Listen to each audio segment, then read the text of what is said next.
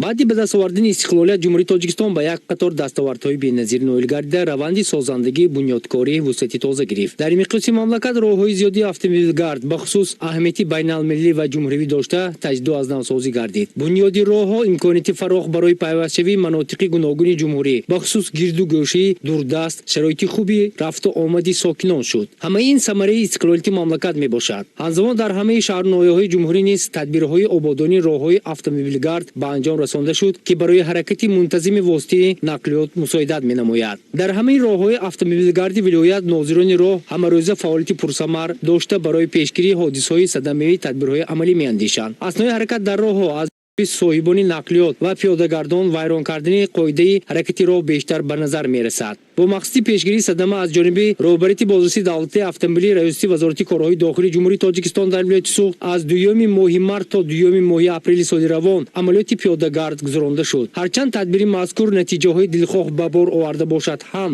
вале сарзадани садамаҳо боис гардид ки амалиёти мазкур боз ҳам идома дода шавад. дар доираи ин амалиёт як қатор корҳои фаҳмондадиҳӣ гузаронда шуданд.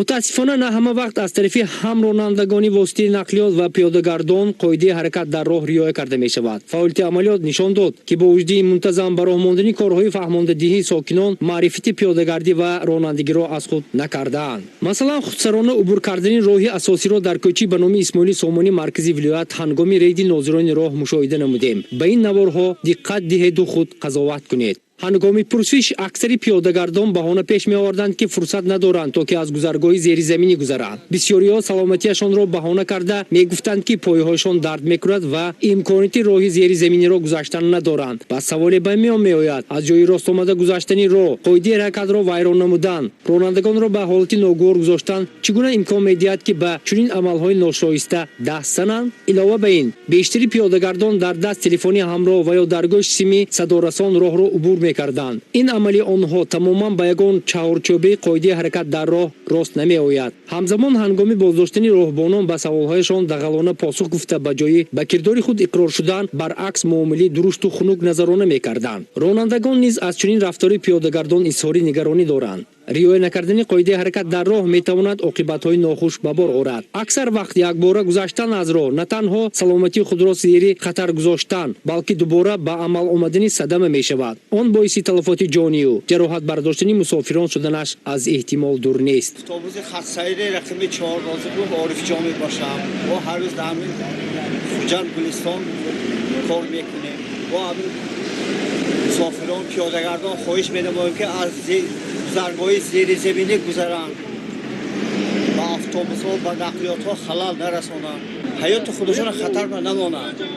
бинобар гуфтаи кормандони бозрасии давлатии автомобилӣ бештари панҷараҳои қадди роҳ аз ҷониби шаҳрвандон шикаста шуда барои аз як тараф ба тарафи дигар гузаштан роҳрав сохтаанд. ин кор ба андешаашон роҳи наздику зудгузар шуда бошад, вале ин амал аз як тараф ҳусни шаҳрро коста ва намуди онро безеб боиси халалдор сохтани ҳаракати воситаҳои нақлиёт гардидааст. ин муамморо борҳо баррасӣ карда бошем ҳам, аммо бенатиҷа. ҳамин ҳолатро дар шоҳроҳи Хуҷандғафуров низ мушоҳида кардан мумкин аст. ҳангоми ҳаракат дар ин роҳ пиёдагардон аз як самт ба самти дигари кӯча гузаштан на танҳо қоидаи ҳаракат дар роҳро вайрон, ҳамчунин меҳнати кормандони ободонию кабудизоркуниро поймол мекарданд. аз ҷои ростомада гузашта гулзоронро ки меҳнати чандин нафар аст зерипо карда роҳро убур мекарданд. бо ин рафторашон гулзоронро ки макони зебову даромадгоҳи шаҳр дониста шудааст зерипо мекарданд. ин аз маърифати пасти мардум ва ноэҳтиромӣ ба меҳнати дигарон дарак медиҳад. новобаста ба ин гуна қоидавайронкуниҳо пайваста аз ҷониби кормандони бозрасии давлатии автомобилии раёсати вазорати корҳои дохилии ҷумҳурии Тоҷикистон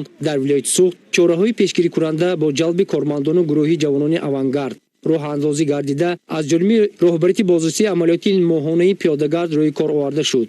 аз ҳисоби гурӯҳи наврасонии ихтиёрӣ ва дружинии ихтиёрӣ дар ҳамаи гузаргоҳҳои пиёдагардон навбатдорӣ ҷорӣ шудааст. бархе аз сокинон ин амалро нодида мегиранд ки боиси халал ворид намудан ба фаъолияти нозирони роҳ мегардад. бинобар гуфти масъулини бозрасии давлатии автомобилӣ то ин дам нисбати 1330 нафар тибқи моддаи 340 қисми 1 ба маблағи умумӣ 10,035 сомонӣ ҷарима бастан роҳи ҳалли ин муаммо набуда, баҳри ҳалли он ташаббуси худи сокинон зарур аст. ба андеши кормандони бозрасӣ ба тартиб овардани панҷараҳо дар як ҳудуди муайян гузоштани роҳрав ва ё дар байни роҳ, яъне дар болои хатти уфуқӣ гузоштани панҷара метавонад ин муамморо аз байн барад. Танҳо фикри солим ва амали дуруст, риояи ҳатмии қоидаи ҳаракат дар роҳ аз тарафи пиёдагардон, маданияти баланди шаҳрдорӣ метавонад пеши чунин амалҳои ношоистаро гирад. Шояд аксари қоидавайронкунандагон баъди дидани ин наворҳо ба хулосӣ дар корӣ меоянду худ ва дигаронро намегузоранд ба чунин амалҳои нодуруст даст зананд. Пешниҳоди гузориши мазкур ҳушдорест барои он нафароне ки ҷони хеш ва азизонашонро дар хатар мегузоранд. Дар бисёри мавридҳо нафарони вайронкунандаи қоидаи ҳаракати роҳ пай намебаранд ки ин рафторашон ба насли хурдсол намунаи ибрати манфист. Вақти он расида